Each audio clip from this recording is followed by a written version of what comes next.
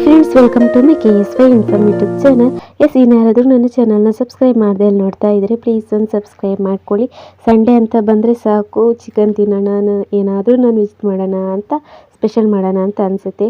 ಈ ರೀತಿ ಈಸಿಯಾಗಿರುವಂತಹ ದಮ್ ಬಿರಿಯಾನಿನ ನೀವು ರೆಡಿ ಮಾಡ್ಕೋಬೋದು. ಚಿಕನ್ನ ಮೊದಲಿಗೆ ಮ್ಯಾರಿನೇಟ್ ಮಾಡಿ ಇಟ್ಕೊಬೇಕು.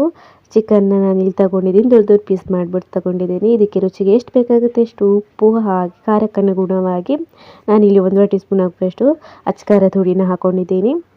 ಅದಾದಮೇಲೆ ಇದಕ್ಕೆ ಸ್ವಲ್ಪ ಅರಿಶಿನ, ಒಂದು ಅರ್ಧ ಟೀ ಸ್ಪೂನ್ ಆಗುವಷ್ಟು ಅರಿಶಿನ, 1 ಟೀ ಸ್ಪೂನ್ ಆಗುವಷ್ಟು ಧನಿಯಾ ಹುಡಿ, ಹಾಗೆ 1 ಟೀ ಸ್ಪೂನ್ ಆಗುವಷ್ಟು ಬಿರಿಯಾನಿ ಮಸಾಲ, ಅರ್ಧ ಟೀ ಸ್ಪೂನ್ ಆಗುವಷ್ಟು ಪೆಪ್ಪರ್, ಹಾಗೆ ಖಾರ ಜಾಸ್ತಿ ಬೇಕು ಅಂದರೆ ಜಾಸ್ತಿ ಆ್ಯಡ್ ಮಾಡ್ಕೋಬೋದು. ಇದಕ್ಕೆ ಒಂದು 3/4 ಕಪ್ ಆಗುವಷ್ಟು ಗಟ್ಟಿ ಮೊಸರನ್ನ ಹಾಕ್ಬಿಟ್ಟು ಚೆನ್ನಾಗಿ ಮಿಕ್ಸ್ ಮಾಡ್ಕೊತಾ ಇದ್ದೀನಿ. ಮಿಕ್ಸ್ ಮಾಡಿಬಿಟ್ಟು ಒಂದು ಅರ್ಧ ಗಂಟೆ ಎತ್ತಿಟ್ಕೊಂಡ್ಬಿಡಬೇಕು.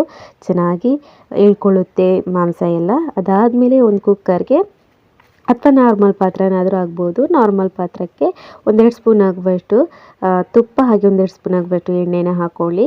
ಹಾಗೆ ಚಕ್ಕೆ, ಲವಂಗ, ಏಲಕ್ಕಿ ಹಾಕ್ಕೊಂಡು ಈಗ 1 ಟೀ ಸ್ಪೂನ್ ಆಗುವಷ್ಟು ಶುಂಠಿ ಬೆಳ್ಳುಳ್ಳಿ ಪೇಸ್ಟ್ನ ಹಾಕ್ಕೊಂಡು, ಅದಾದಮೇಲೆ ಇವಾಗ ಮ್ಯಾರಿನೇಟ್ ಮಾಡಿಟ್ಕೊಂಡಿರುವಂಥ ಚಿಕನ್, ಹಾಗೆ ಫ್ರೈ ಮಾಡಿಟ್ಕೊಂಡಿರುವಂಥ ಆನಿಯನ್ನ ಸ್ವಲ್ಪ ಹಾಕ್ಬಿಟ್ಟು, ಸ್ವಲ್ಪ ಕೊತ್ತಂಬರಿ ಸ್ವಲ್ಪ ಪುದೀನ ಸೊಪ್ಪನ್ನ ಹಾಕ್ಬಿಟ್ಟು ಚೆನ್ನಾಗಿ ಮಿಕ್ಸ್ ಮಾಡ್ಕೋಬೇಕು.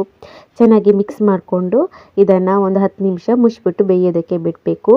ಚೆನ್ನಾಗಿ ಬೆಂದುತ್ತೆ. ಒಂದು 3/4 ಭಾಗ ಬೆಂದಿದ ಮೇಲೆ ಇವಾಗ ನಾವು ರೈಸ್ ಮಾಡಿಟ್ಕೊಂಡಿರ್ತೀವಿ ನೋಡಿ ಬಿರಿಯಾನಿಗೆ ಅಂತ, ಆ ರೈಸ್ನ ಹಾಕ್ಕೊಂಡು ಮೇಲ್ಗಡೆ ಸ್ವಲ್ಪ ನಾವು ಫ್ರೈ ಮಾಡಿ ಇಟ್ಕೊಂಡಿರುವಂಥ ಆನಿಯನ್, ಹಾಗೆ ಸ್ವಲ್ಪ ಕೊತ್ತಂಬರಿ ಸೊಪ್ಪು, ಹಾಗೆ ಸ್ವಲ್ಪ ಪುದೀನ ಸೊಪ್ಪು, ಹಾಗೆ 1-2 ಸ್ಪೂನ್ ಆಗುವಷ್ಟು ತುಪ್ಪನ ಮೇಲ್ಗಡೆ ಹಾಕಿ ಮುಚ್ಚಿಬಿಟ್ಟು ಸ್ಲೋ ಫ್ಲೇಮ್ನಲ್ಲಿ ಒಂದು 5 ನಿಮಿಷ ಕುಕ್ ಮಾಡಿದರೆ ಆಯಿತು. ಸೂಪರಾಗಿರುವಂತಹ ಈಸಿ ಬಿರಿಯಾನಿ ರೆಡಿ ಆಗೋಗುತ್ತೆ. ನಿಮಗೆಲ್ಲರಿಗೂ ಇಷ್ಟ ಆಗುತ್ತೆ.